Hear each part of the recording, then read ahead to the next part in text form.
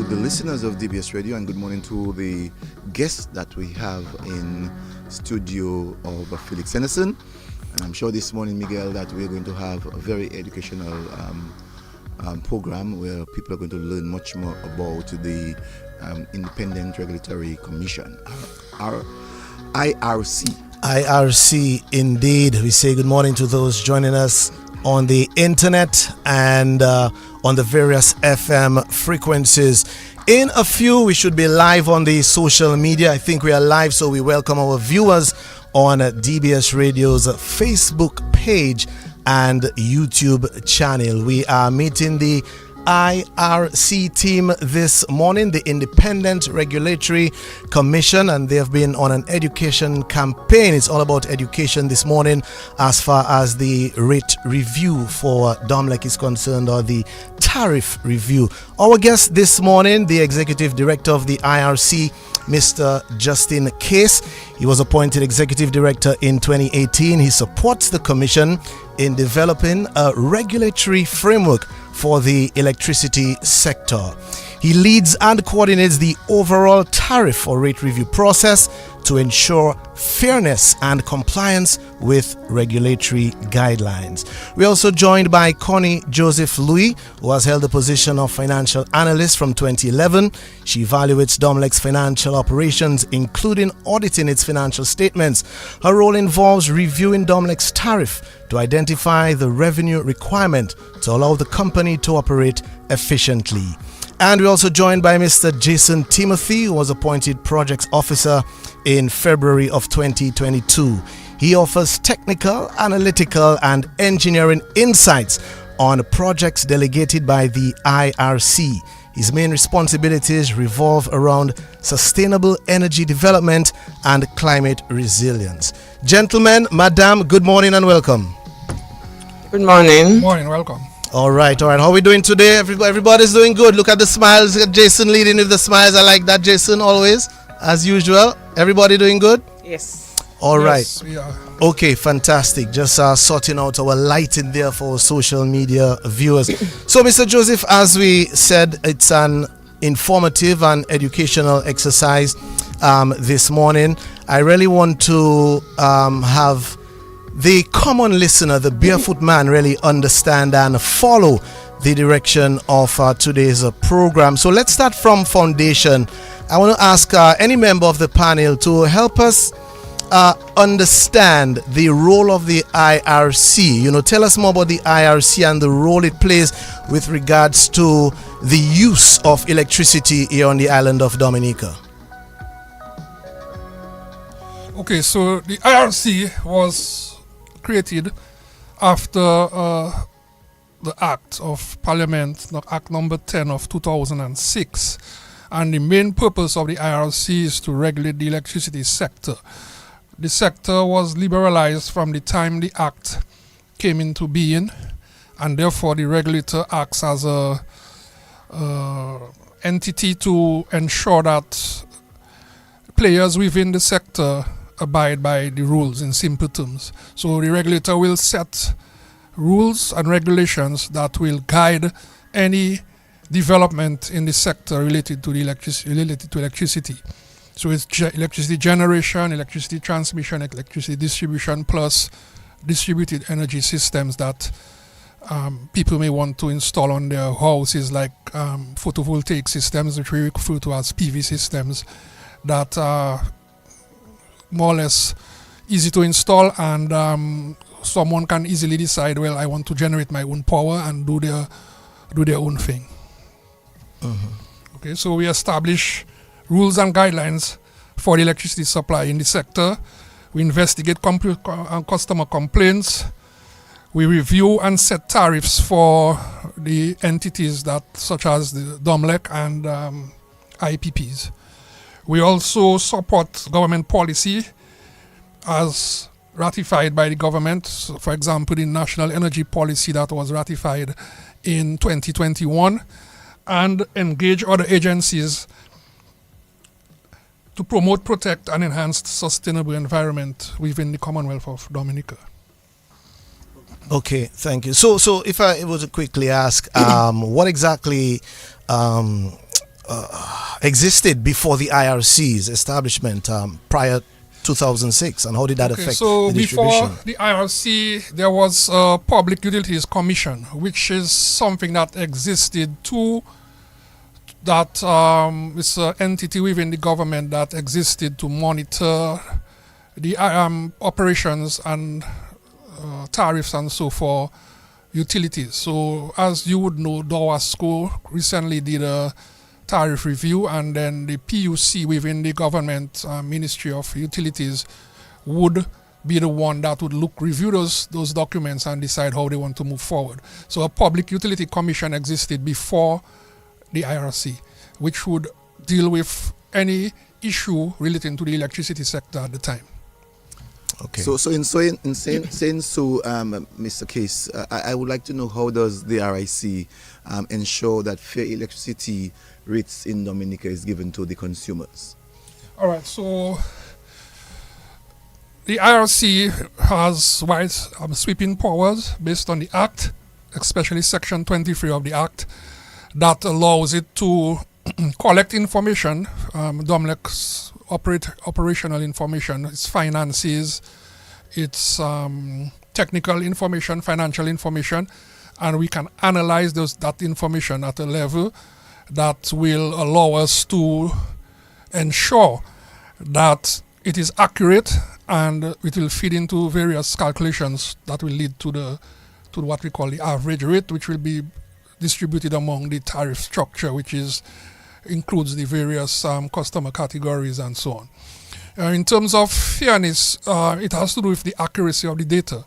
And DOMLEC now has what we call a advanced metering infrastructure, which allows for it to collect customer information, which is very critical in that we mine that information properly, and it will feed into various decisions. For example, we call it the load research. So the information we collect from customers' consumption and usage, we do research on it, and we mine the information, and this will feed into various decisions as to what the tariff structure will look like and all of that. So in saying so, what are the biggest challenges that you all have in facing the regulatory challenges that we see as people in Dominica are being challenged with at this time? So I just want to ask you, what are the biggest challenges that the RIC faces in regulating electricity supplies in Dominica, especially regarding capacity management and load shedding, as we've been hearing for some time now? The average customer out there doesn't really want to know all the different aspects of our work. They are fundamentally, they would like to know if the tariff is going up or down. Now, it's at this point in time we haven't concluded the tariff exercise, so we cannot conclusively say if it's going to be up or down. But then, with respect to load shedding and so, that's a different. I'll put it. It is what the customer sees because it interfaces with them. So when power goes, the customer will say, "Oh, without power, DOMLEC is again engaging in load shedding." The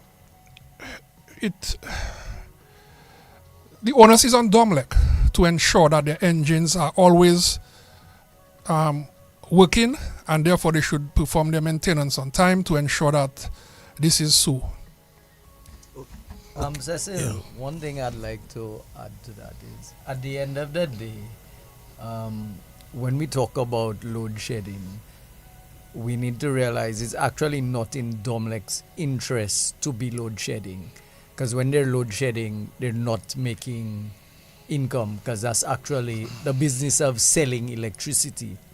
So when you're not selling, you're actually not making money. So we need to keep in mind that is generally not in their interest to not generate electricity, and we need to keep all of these things in mind when talking about load shedding and the effect. Yes, as consumers we feel the effects and the inconvenience, but from a business side, I think DOMLEC realizes that that is really not the best way to run their business. Okay, interesting. I want to get into the rate review process. Of course, Domlec would have made an application for a review of the tariff, and you all would have launched stakeholder consultations earlier on, be it on the depreciation study, also the weighted average cost of capital and other objectives. How will these sort of consultations affect the process moving forward for even determining the review, what decisions are going to be made, irrespective of the level of profits that would have been reported? How are these consultations going to affect or influence the review process? Okay. Just to give an overview of the consultation process, each critical component of the tariff review, which deals with the approval of the depreciation studies, approval of the revenue requirement, approval of the weighted average cost of capital, the cost of service studies, and the rate proposal. These are the key parameters for the consultation process. And so IRC hinges on transparency, and at each phase of each critical component, as we said that in 2021, the Domlec engaged the IRC for a tariff review, and these are the critical components that will lead into the final result of the tariff. So at each leg of the process, we engage stakeholders, because we are of the view that stakeholders form a critical point in helping us make that final decision. So when the depreciation studies was done, we had a consultation. We engaged stakeholders to participate in the consultation. At those decisions, they will know what Domlec did. Domlec consultant, of course, gave an overview, and even for future, like the next consultations that will be carried on, Domlec representative is supposed to present to the stakeholders what they have done. IRC, on the other hand, will inform stakeholders as to the level of review that we have done. So thus far, we have done comprehensive review for the depreciation study. For this, a decision has been reached. We also did a comprehensive review of the WACC study, that is the weighted average cost of capital. We had a consultation, and Domlec, of course, presented their view to the stakeholders, and of course IRC presented views to the stakeholders, and then we are supposed to reach a decision on that. So right now we have the first consultation document after we had done one, which was August 14th. We have we sent out the documents again. It was sent out on the 13th of September. It was published on the 13th of September. We always want stakeholders to give their view. So at the end of the exercise, we do not want stakeholders or customers to think that is an IRC decision and they had no part to play with it. So that is why we are here, and that is why we are encouraging customers, we are encouraging stakeholders to be present at our public consultation, so that their views and their concerns can be taken up on board when we are arriving at a decision.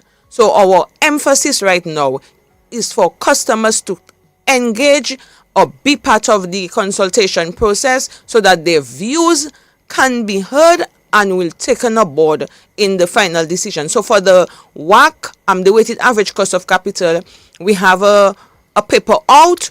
We again require stakeholders consultation or response or stakeholders view.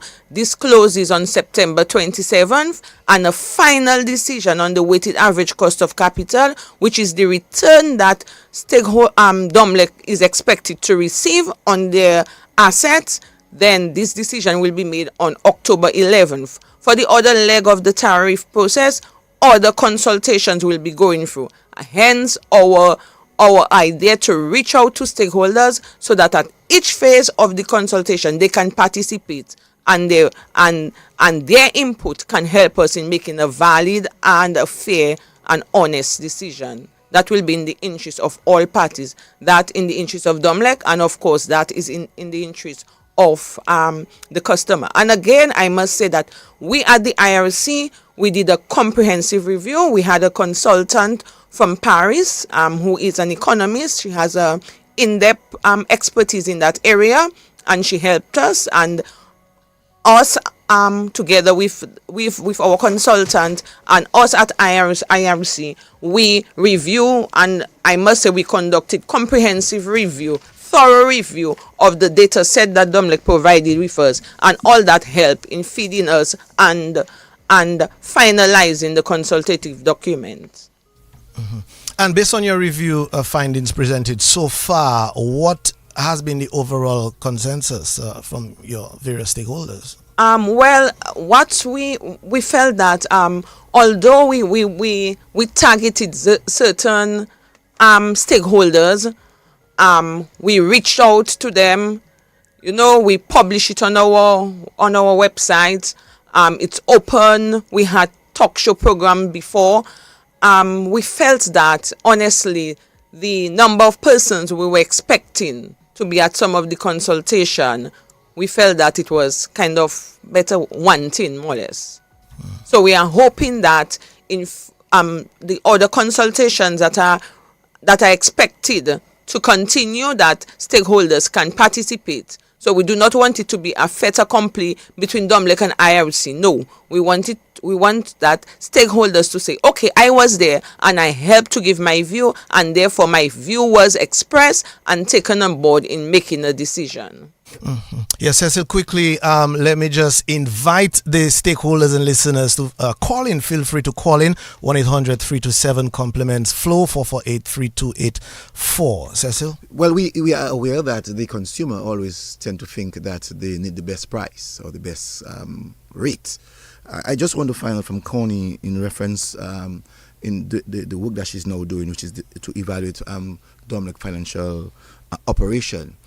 If the consumers are to come with some ridiculous findings, what would be the RIC involvement in trying to create that balance, especially looking at WAC? Okay. Well, for instance, we have to look at the interests of both parties, that of Domlec and that of the general public, that of stakeholders. Because if Domlec is unable to operate efficiently, that means make money so that they can run the business successfully, then the business, we will have a lot of load shedding, things will not go on well as we would like it to be. And it applies to any business whatsoever. The business has to be done, has to be able to operate, has to be able to make a profit, and at the same time allow the rates to be affordable so that customers will be able to pay for the service that they receive. So, of course, if they come with an arbitrary information, we of course will tell the stakeholders, no, that cannot be.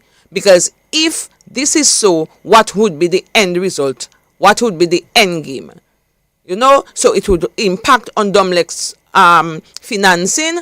And if Domlec is unable to operate reliable services, then we will have serious load shedding, serious inefficiency as a result. So we let the stakeholders, of course, know that we receive Domlec financial statement.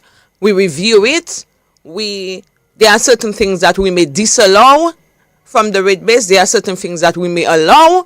Because when we review it, our aim is to look at a regulatory asset base. And a regulatory asset base is assets that the regulator thinks that is considered used and useful. So if Domlec has a piece of land, for example, and the land is not being used in generating electricity, then it cannot be factored in the rate base. It may appear on their financial statement, but we cannot include it. So our aim is to look at operating expenses that they send and see whether or not those costs are reliable. Those costs should factor in the tariff determination. Look at their pool of assets and select whether these assets are considered used and useful. If it's not considered used and useful, we take it off from the asset base. So these are other ways that we can streamline activities or transaction that should be included or not included in determining the rates. Cecil, we may have a call on the line. Let's say good morning. Hello, welcome.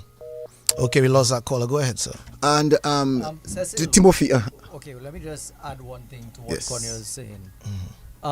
At the end of the day, when the stakeholders give their feedback, it cannot be arbitrary in that we want the price to be 10 cents. It has to be based on some fundamental premise, some good economic principle where you come up with, okay, instead of looking at your depreciation based on ABC, it should be looked at on as XYZ because. So it's not necessarily about just looking at the number. It's looking at the process of how you get to that number. So it's more a discussion of process more than number.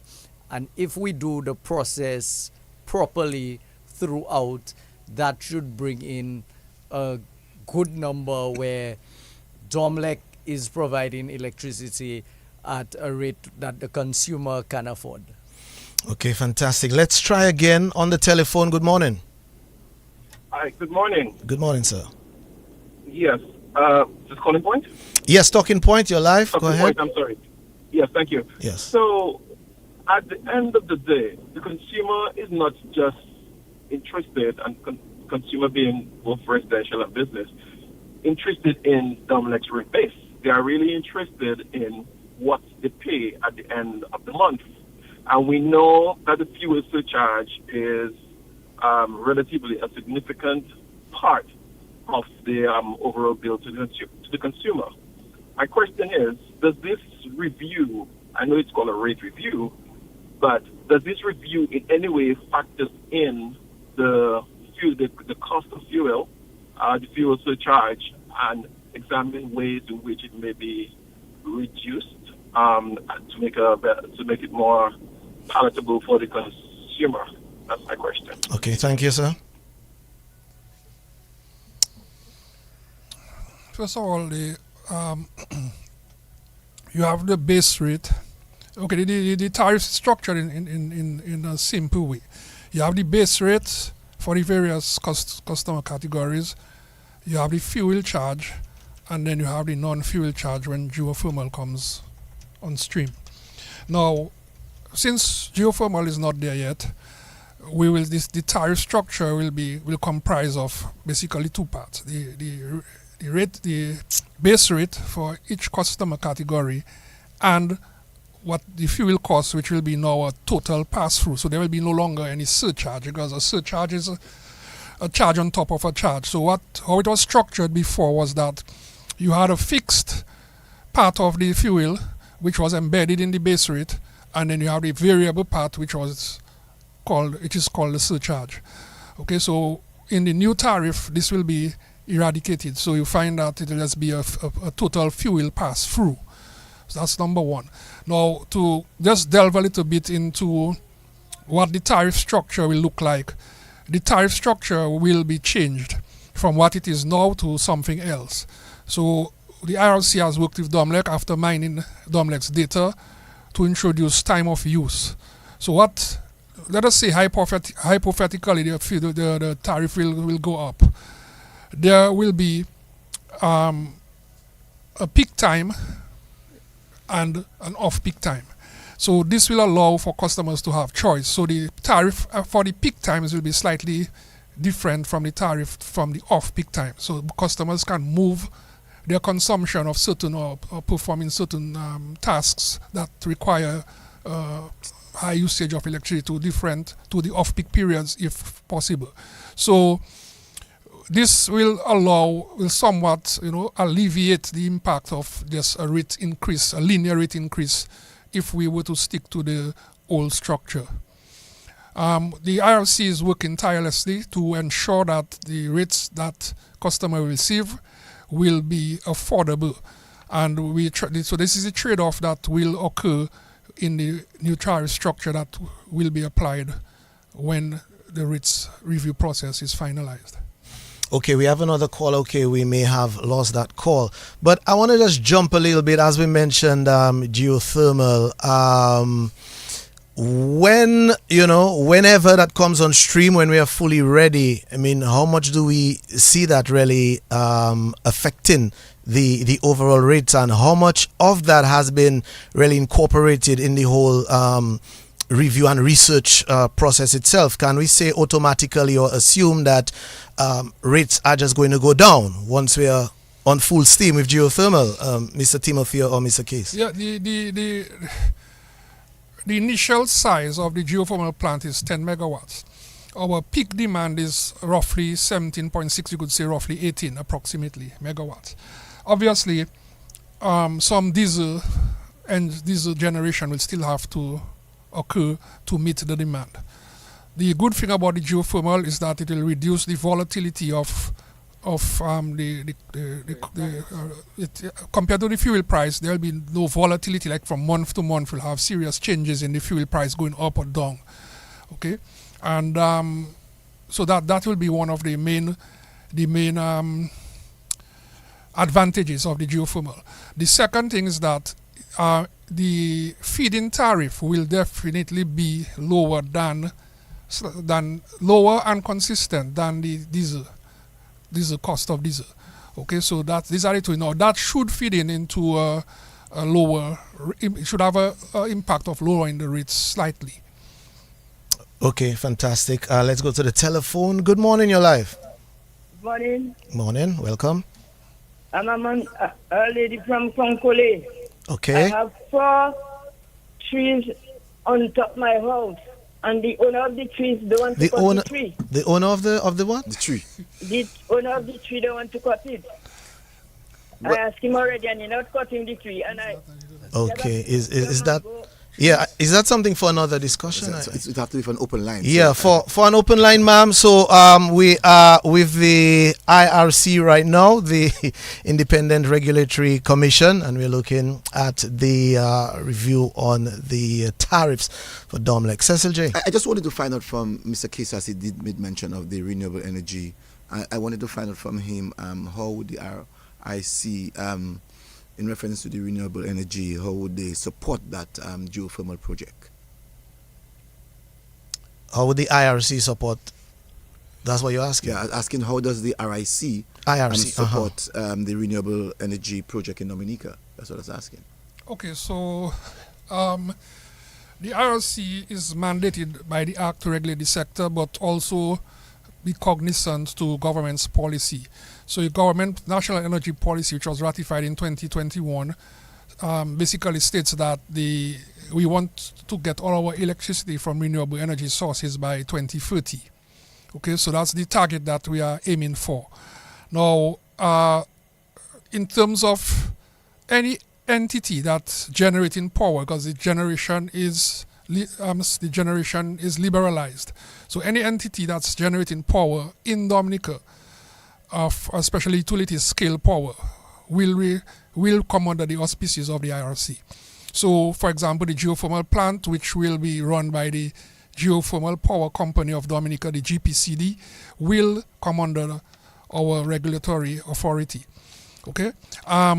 So these entities will be referred to as independent power producers. So any independent utility scale independent power producer comes under the jurisdiction of the IRC. So they'll be regulated similar to Domlec, and we, in terms of support, we had a lot to do with the review and approval of the PPA, which is the power purchase agreement that was agreed between Domlec and the GPCD, and among other related matters, such as technical standards and other issues that the new entity needs to adhere to, including the issuance of a license that was transferred from the DGDC to the GPCD, because the GPCD will be the one actively involved in the generation of electricity when the geothermal plant is completed and commissioned and ready to supply power to the grid. No, I just want to talk to us, I should say, ask Jason, because Jason is the project officer who offers technical and engineering insights. I want to find out from Jason in reference to the situation that existed last year. What kind of technical advice would the IRC give to the company, Dominic Electricity Company, to see its way forward? So I wouldn't necessarily say we give advice to Domlec, but it's more of an exchange of ideas / views on how to move forward, the ways to move forward, how to alleviate certain problems. I mean, at the end of the day, Domlec has enough of their technical and engineering stuff, but the IRC looks at the, for lack of a better term, the global picture of the electricity sector a little differently than Domlec. So it is having that sort of interaction to say, okay, whilst you are looking at it from this perspective, we have to balance the perspective of what the consumer is seeing as well. So it's more a balancing act of trying to have that kind of technical discussion, because at the end of the day, any problem you have can be solved. A lot of the times the question is it economically viable solving that problem that way? And how Domlec may want to solve the problem may not be how the IRC sees is in the best interest of the consumer. So there needs to have that kind of back and forth, that kind of discussion as to what will happen. At the end of the day, there's only so much that can be done, because the IRC doesn't manage Domlec. Domlec is its own entity, and we just regulate as best we can what the process and what is going to happen. I hope that answered your question. I also want to have a follow-up in reference to your job category. It says that your main responsibility is to revolve around sustainable energy development.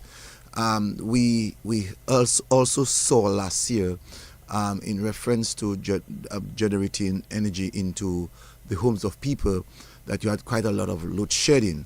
I would like to find out from you, sir, in reference to what happened last year. Do you believe that, according to what Dominic has said, do you believe that there are retired equipment that should be retired? And if so, what is RIC role in determining the movement of having new generators?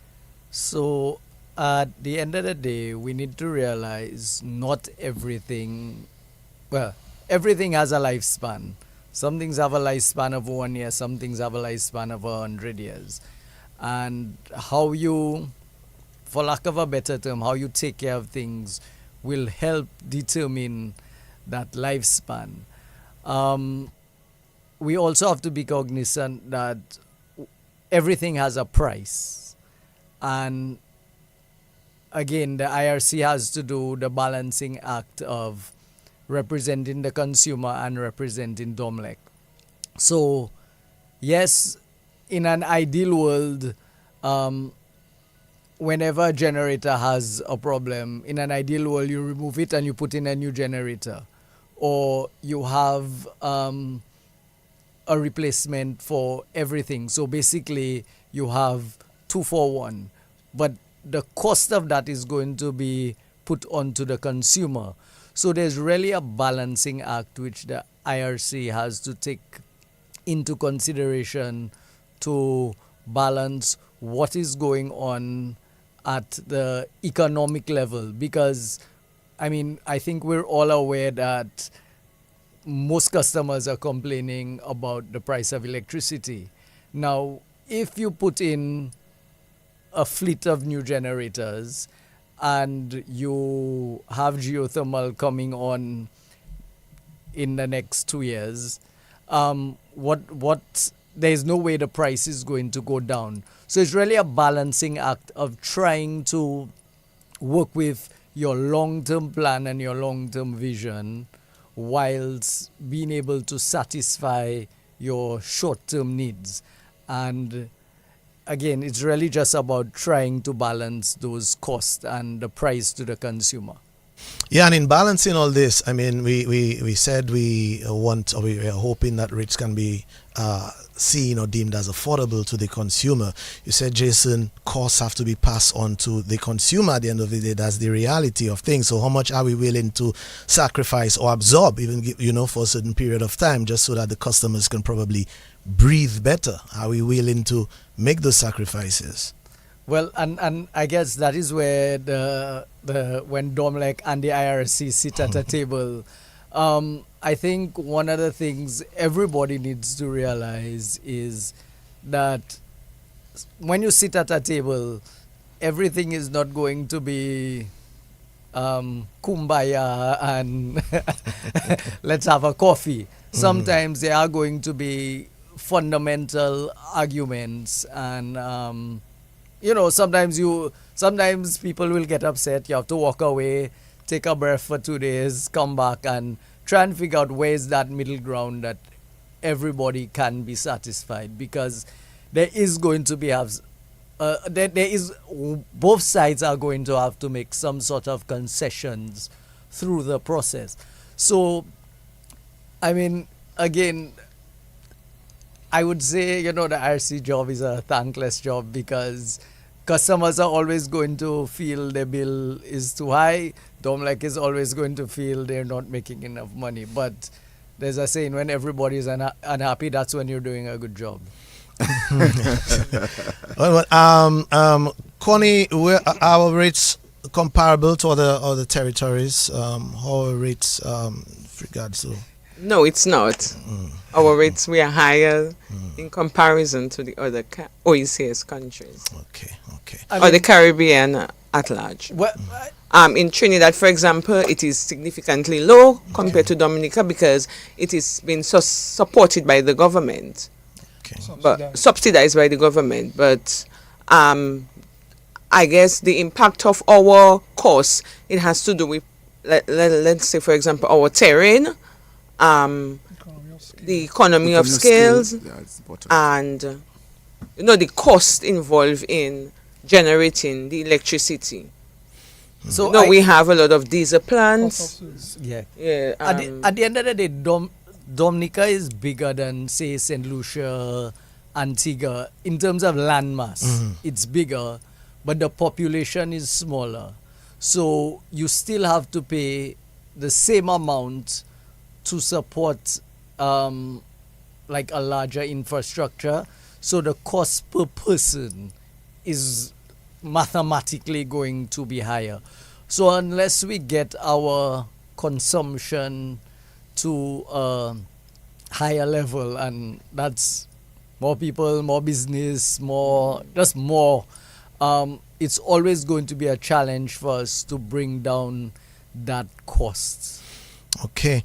Someone is trying to reach us. Feel free to call again. We are speaking with our panel from the IRC, just in case, Connie, Joseph, Louis, and Jason, Timothy. To the phone lines. Hello. Good morning. Yes, Miguel and others. Good morning. Good morning, sir.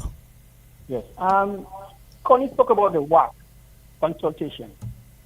Is that going to be held at a physical location, or is it something online? I'd like you to clear it up. And if possible, explain what WAC actually means. I mean, not just by the acronym, what it entails, so as to speak. Okay, thank you. It's the ordinary person on the street, not the ordinary man. Equalize things, right? Yes, ordinary person, man or woman. Thank you so much, caller. You spoke of that earlier, Connie, but go ahead. Okay, so WAC, what we call the weighted average cost of capital, it is the rate of return that the company that investors are going to get on the asset. So in simple term, Domlec has a lot of generation assets. They have transmission and distribution assets, land, building, office supplies. So these are, and they have inventory. So they have the stock of inventories, and they have their assets. So it is like the return, the profit that they're going to get on those assets. Now, somebody's running a business, embedded in your cost, you have to factor some profit. So that it is. So WACC is just the method to determine what the rate of return is going to be on the asset. So we had the public consultation on the weighted average cost of capital. That was done on August 14th. It was held at the Public Service Union building. We propose at that consultation, Domlec proposed a WACC offer, and we also propose a WACC offer. And at the end of the public consultation, the stakeholders who were there, they agreed to IRC's proposed WACC. So, for example, we propose a weighted average cost of capital, which is the rate of return, the profit that they will get on the asset. We propose a rate of 9.82% before tax, and after tax, it is 7.8%. And Domlec, of course, had a higher rate in comparison to IRC.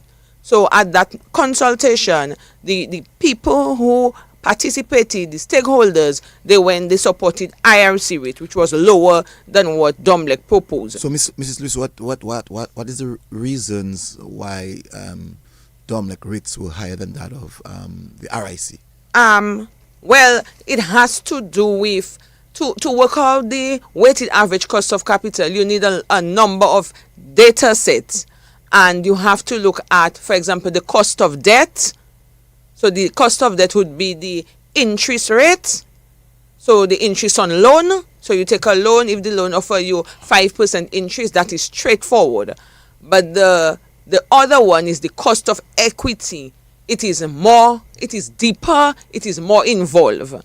So you look at how stocks is being sold on the stock market. So sometimes Domlec selected data set that was slightly higher compared to the IRC. Mm-hmm. So, if I may interject, some of the parameters that are used to calculate the WACC are very subjective. Okay, it can depend on the consultant's preference. Okay, because there's no mathematical precision to some of those things, like the risk premium, the beta, among others, which are dependent on the number of comparable companies and a whole heap of other data sets that are not. It can depend on the choice of the consultant, like he decides to do it that way or that way, and there's no real, as I told you, firm what do you call that, set of rules to say, well, you have to do it this way or that way. So it depends on the consultant's preference, and that can influence whether the WACC turns out to be higher or lower. Right. So I did not really want to go to the nitty-gritty of it, because it's more like financial term that can really throw off persons off guard. So it's just, as Mr. Casey said, what is the data that was gathered to fit into the final value of the cost of equity. So at that consultation, the general consensus was to go with the slightly lower rate. And if I may, okay. Going forward, we have a stakeholders consultation paper that is out there. It was published on the 13th of September. We still await stakeholders to give their feedback. The document is available on our website, that is www.irc.gov.gh. dominica.org. So if they go there, if they check on our Facebook page, it is available. And we still await stakeholders' comments. And a final decision on the WAC will be done. The date is October 11th. So what IRC is proposing is a WAC of post-tax of 7.82 and a pre-tax of 9.92%. Okay, so case. If I may say, the lower the WAC will fit into a lower tariff, average tariff calculation. So in simple terms, that's what it is. The higher the WAC, the higher the tariff, average tariff. Okay, but it is obviously more complicated than that in terms of arriving at the figure. And but in simply put, it is a lower WAC will fit into a lower average tariff. A higher WAC will fit into a higher average tariff. So just to add on, once we are able to determine what their rate base is, that is all the assets that that Domlec has, we are going to determine what is the profit Domlec or the investors are going to receive on that. So we take that rate and we multiply it by the rate base to determine what will be the cost of equity, what will be the return that Domlec would receive. Is that 7? Using, yeah. So so for example, Domlec proposed pre-tax of 11.63% and IRC proposed 9.82%. Is that an increase or decrease from previous? Well, in 2014 we went to a rate review, but we did not finalize the rate review process because we had some disagreements on the WAC. Okay. So I guess at that point now Domlec agree to accept that work. And IRC, of course, after all the comprehensive work that we did, we felt that would be sustainable. That's a reasonable work for Domlec, because as Mr. Case just pointed out, and as the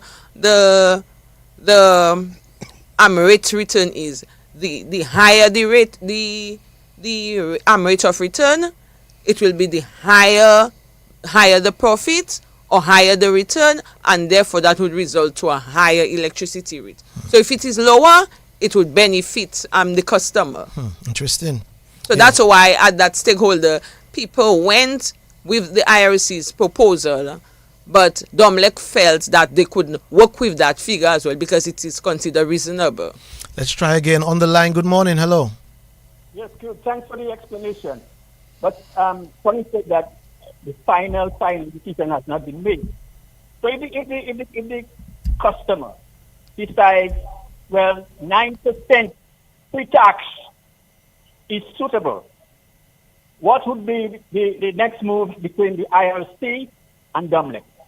Because you're saying that you sent it back, or you're waiting for the final information from the consumer, the stakeholder.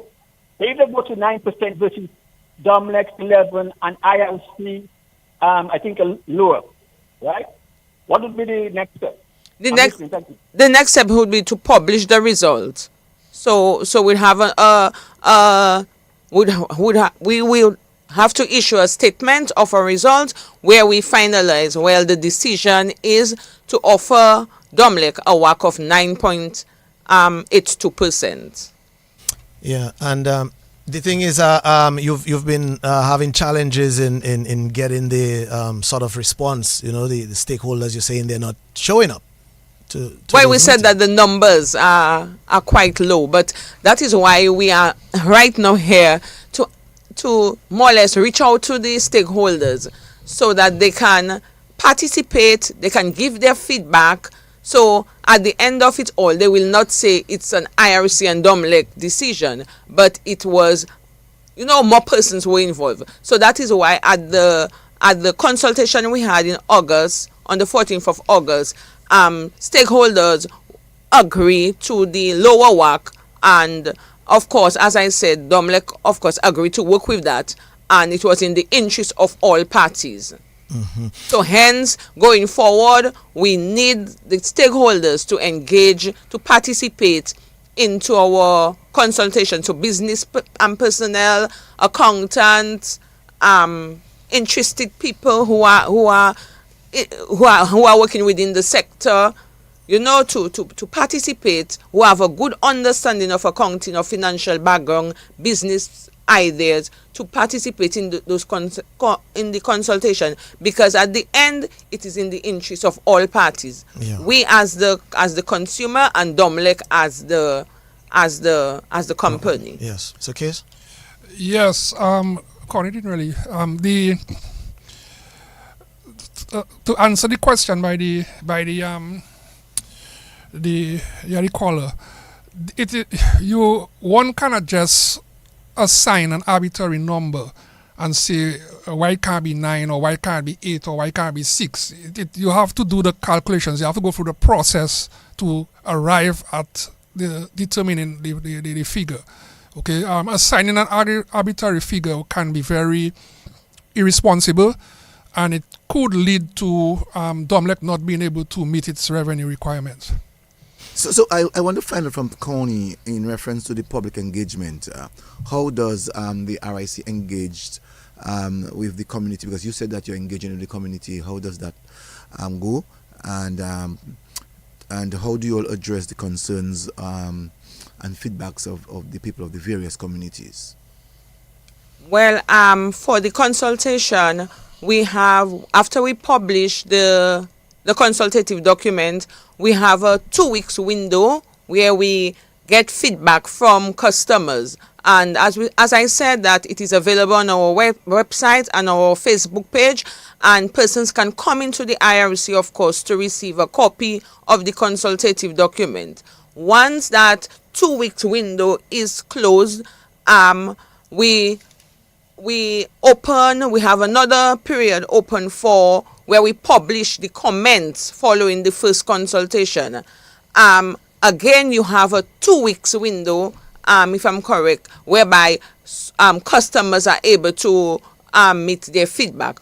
Also, in the district, we have a consumer advisory committee where the persons in the out district can get the copies from them or engage them, or also within IRC we do public outreach in various communities to bring our ideas to the general public. But Connie, I would like to find out though. Let's take for instance Roseau, with a population, let's say, of 20,000. What percentage of that 20,000 would be considered a good figure, majority figure, that you can take the decision for the people of Roseau? Let's put it that way. No, but Cecil, it doesn't exactly work like that. That is not how it's not a sample size where we say, boy, we need to have X amount. It is, and at the end of the day, as Mr. Case intimated earlier, it cannot just be you want this number. It has to be, there must be some principle behind how you come to these numbers. It cannot be about feelings. It has to be about facts over feelings. Sorry. So we can't say like there's a particular number.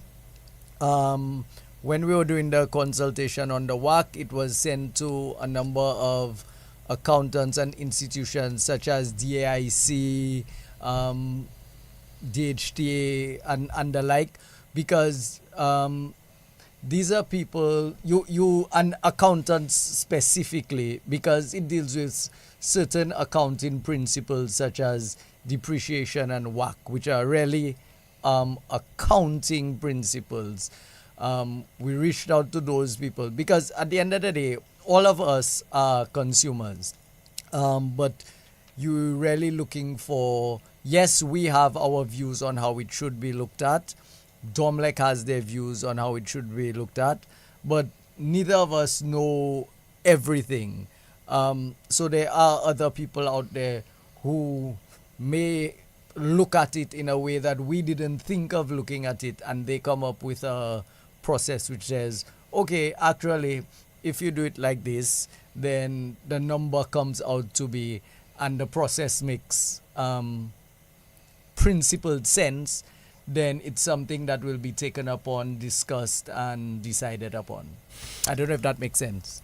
Yeah, Cecil, I hope that answers your question. We could always follow up in the near future. But as we're about to end the program, let's just remind our listeners the toll-free line was brought to you compliments Flo Dominica. We've been speaking with the IRC on the tariff review. Let me just ask Madam and gentlemen, as far as further exercises are concerned, what can you advise the general public, and when can we expect the final number, that big decision itself? Okay, so the consultation continues on other what we call critical parameters that remain that need to be done. Okay, so we will now be proceeding to the revenue requirement and the DOMLEC's 5-year capital expenditure plan. So these are the next two documents that will be going to consultation. The dates are set for September 30th for the submission, and it will follow the normal process after that for review. The in-person public consultation will be October 24th, but the documents will be published and disseminated or distributed from October 14th. Okay, so the next consultation will be on October 24th, and this will consist of just the DOMLEC's capital expenditure, 5-year capital expenditure plan, and the revenue requirement. Okay, now after these two tranches of information, consultation on these two tranches of information, the next step will be the cost of service. The cost of service will show the calculations that will be done to arrive at the average rate, and that will feed into the structure, the tariff structure, and distributed among the various customer categories. So this is the crucial document, and the final document will be the rate proposal. So the cost of service actually feeds into the rate proposal, which will actually show all the customers or provide customers with the actual cost per kilowatt hour for the various categories of customers within the structure of the tariff. A date for the cost of service and the rate proposal has not been determined because we are still awaiting information from DOMLEC on these two tranches of information. Well, as we close, Miguel, I just want to thank the members of the RIC to be here to really help to inform and educate people.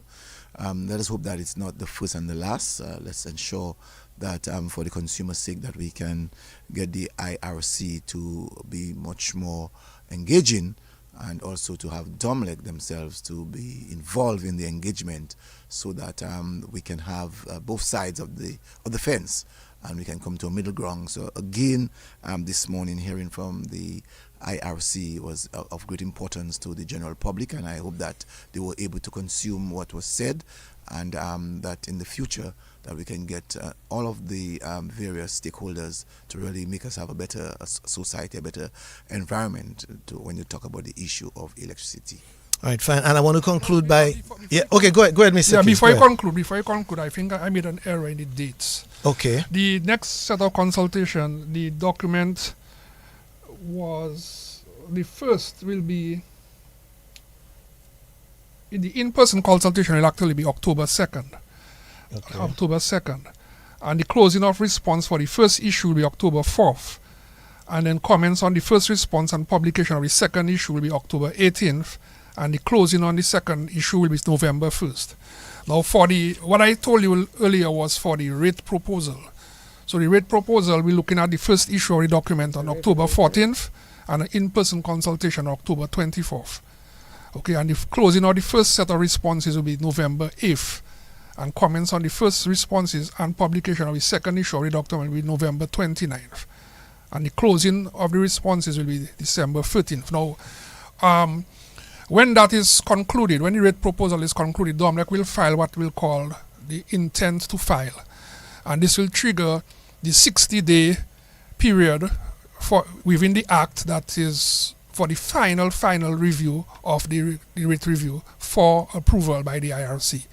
So this is after the rate proposal consultation is over, then we go into the intent to file, which will trigger the 60-day period for the IRC to have a final look at the documents before approving it for application by the utility. So that would be like early 2025? Or? Yeah, it's based on our regulatory protocols that we have to follow based on the periods of time to given for the consultative periods. It will be first quarter in 2025. Okay, so my question or statement or conclusion will be rates may go up or down. Yes, no? Rates may go up or may go down. Yes, rates will change in early 2025. Rates will change. That's all we can say. All right, thank you. And more information on www.irc.dominica or IRC Dominica. Just give us a website. www.ircdominica.org. IRCdominica.org. More information out there. We thank our guests. And also our Facebook page. And the Facebook page. That's the IRC on Facebook. All right. Thank you very much, Cecil. Thank you, Justin Case, Connie Joseph Louis, and Jason Timothy. I'm sure the program here was very informative and enlightening. Thank you, guys. Have a good one. Thank you. Thank you. Thank you to our listeners. Thank you. This has been Talking Point. My name is Miguel Labadie. A pleasure. Stay tuned for continued programming here on DBS.